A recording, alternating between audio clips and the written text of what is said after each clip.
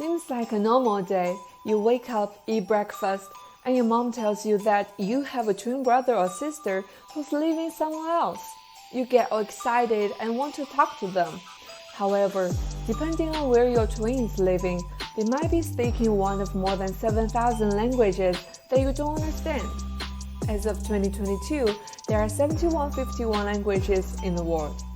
Why do humans have so many languages? If the same situation happens to a rhesus macaque, the monkey will have no problem with that. The signal to make for play or threat is written in their genes, no matter where they grow up. But human languages are more cultural than genetic.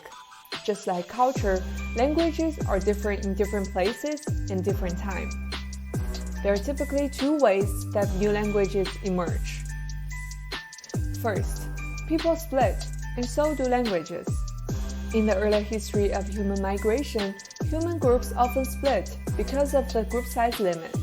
When one group of people split in two and lost touch due to isolation, they saw new things, ate new food, and formed new culture.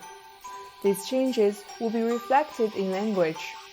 After hundreds of years, the difference between the two languages will be so big that they became unintelligible to each other. As human history unfolded, the main reason for human splitting was less about migrating and more about politics. This is the Iberian Peninsula in 117 AD, and this is the Roman Empire. The official language was Latin, and neither Spanish nor Portuguese had been born. It wasn't until the fall of the Roman Empire and the rising of the Kingdom of Castile that Spanish started to form.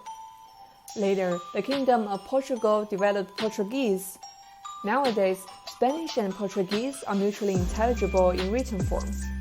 But they're not the same language anymore. Embaraçado means embarrassed in Portuguese, but embarazada means pregnant in Spanish. An important difference. Second, people mix, and so do languages. Let's come back to the story of you and your twin who speak in a different language. What if you two were stranded together on an isolated island? Throughout history, people who spoke different languages needed to talk to each other for trade and other situations like slavery. Languages have witnessed horrible situations. Sometimes slaves speaking different languages were mixed. How did they handle it? Well, they developed pidgins. A pidgin is like a collage of the speaker's native languages with limited vocabulary and incomplete grammar. Most pidgins will disappear with time, but some pidgins evolve to be Creole languages, which are more developed languages. And the transition from a pidgin to a Creole language can happen in just one generation. Babies growing up listening to pidgins will develop a Creole language with complete grammar systems. Isn't that amazing? This phenomena of children building languages suggests that humans are born with cognitive mechanisms that create grammatical structure. Languages are arguably more cultural than genetic.